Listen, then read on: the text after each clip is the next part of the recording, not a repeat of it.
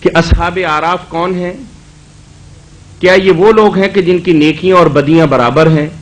قرآن و سنت کی روشنی کے اندر وضاحت فرما دیجیے۔ بسم اللہ الرحمن الرحیم۔ سورۃ الاعراف میں اصحاب الاعراف کا ذکر ہوا ہے۔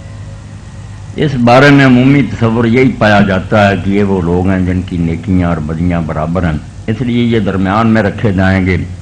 کچھ جنت کے جھونکے آئیں گے، کچھ جہنم کی لپٹیں آئیں گی، مگر اس بات کی کوئی بنیاد نہیں ہے۔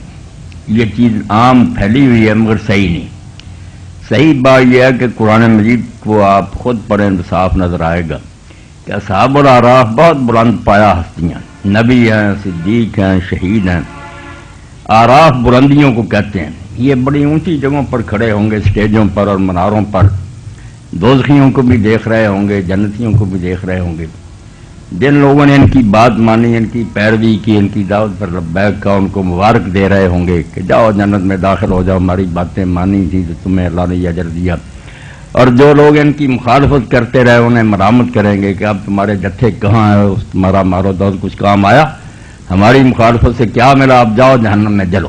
تو یہ ایسے عظیم الشان لوگ ہوں گے جو نتیجہ اناؤنس کریں گے، بالکل اللہ کی طرف سے اعلان کریں گے کہ یہ مبارکباد کے مستحق ہیں، یہ سزا کے مستحق ہیں، اور بعد میں یہی جنتیوں کے آگے آگے جنت میں جائیں گے۔ قرآن مجید میں جو آ گیا نا کہ وہ امید رکھتے ہوں گے روی جنت میں داخل نہیں ہوگے، لوگوں نے اس کو اصحاب الاعراف پر منطبق کر دیا۔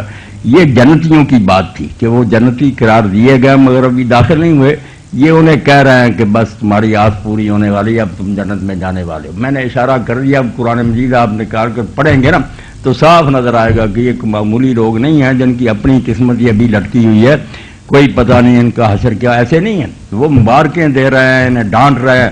اگر وہ خود ہی پھنسے ہوئے ہیں تو دوستیوں کو کیا کہیں گے؟ وہ کہیں گے اپنی خبر لو، تم کہاں نجات پا گئے۔ تو ایسے نہیں ہیں، بالکل یہ لوگ نا اعلیٰ درجے کے ہیں۔